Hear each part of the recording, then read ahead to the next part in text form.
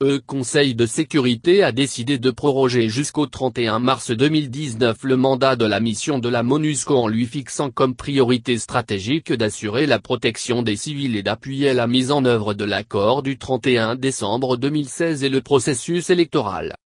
Pour la majorité présidentielle, MP, l'implication des Nations Unies dans le processus électoral sous-entend une franche collaboration entre la MONUSCO et les institutions de la République pour un bon aboutissement des élections.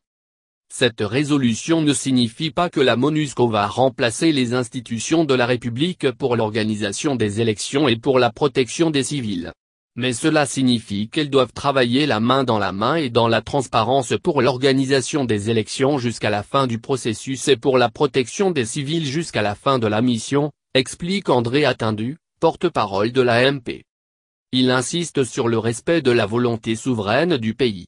Si la volonté souveraine de la République est différente des termes de la résolution, alors à ce moment-là, la coopération sera difficile, sinon impossible. Il y a un accord de siège entre la RDC et les Nations Unies. Si l'on s'en tient aux résolutions, il ne risque pas d'y avoir des malentendus entre la MONUSCO et la RDC, note M. Attendu.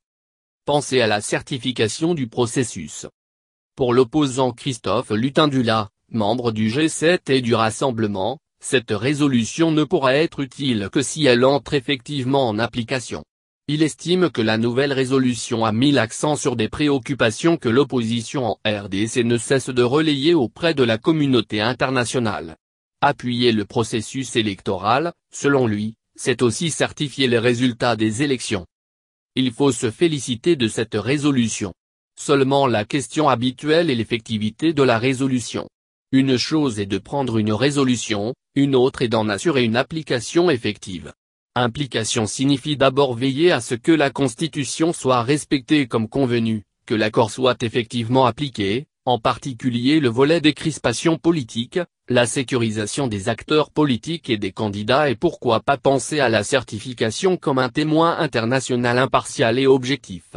Si tous ces aspects sont couverts, c'est une très bonne chose, affirme Christophe Lutindula.